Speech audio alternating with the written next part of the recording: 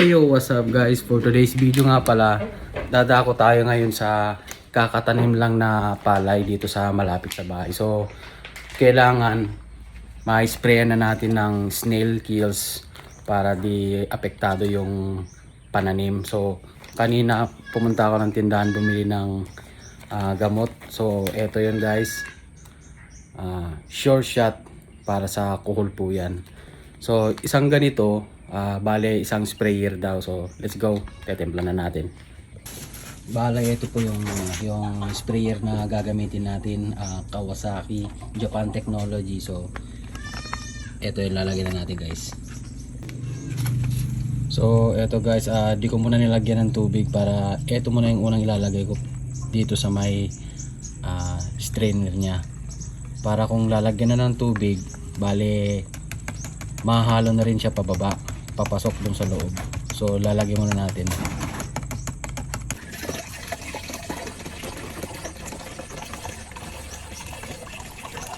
Ayan guys, so wala na yung powder dito, nasa loob na sila. Saka nahalo na rin. Siyempre nagkalat na yun sa loob. And oops. At kung bago ka pa lang sa channel ko, please like, subscribe at pinutin ang notification bell para maka-update kayo sa ibang videos ko. Let's go guys.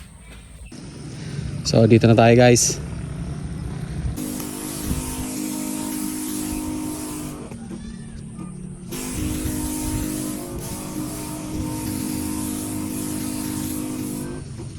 Maala amin.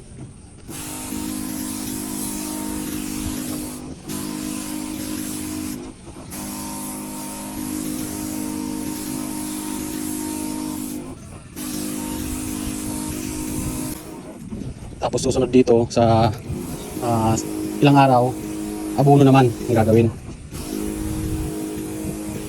para healthy sila paglaki.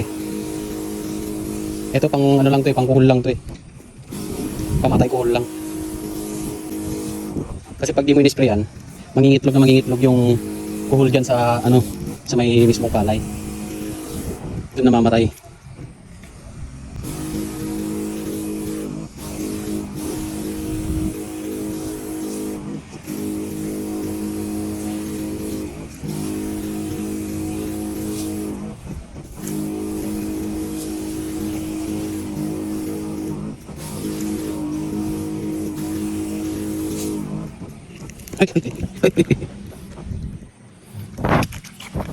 Shit. Nes.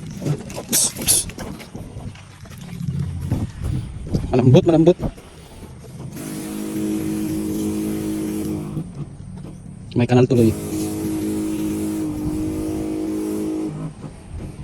Malambot pa kasi itong dadaanan.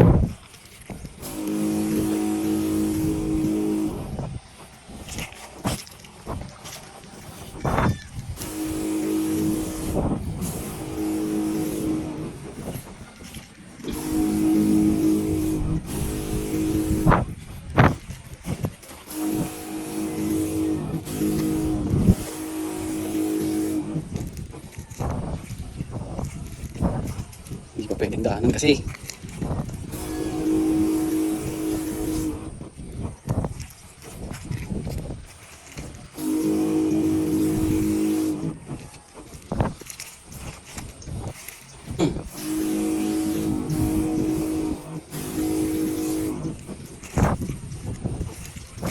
oops.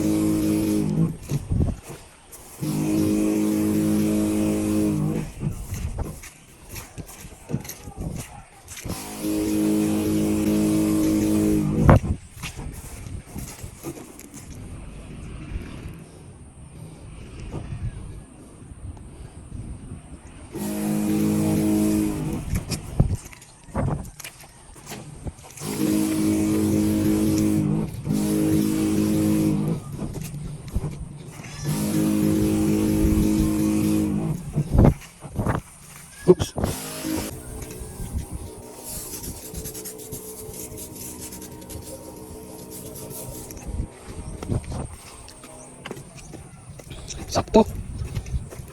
Kulang pa.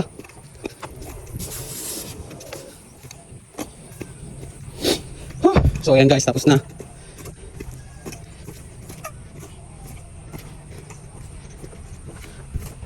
Bale lang space lang naman to eh. 1, 2, 3, 4, 5, 6, 7, 8. Sakto na ubos na yung gamot natin.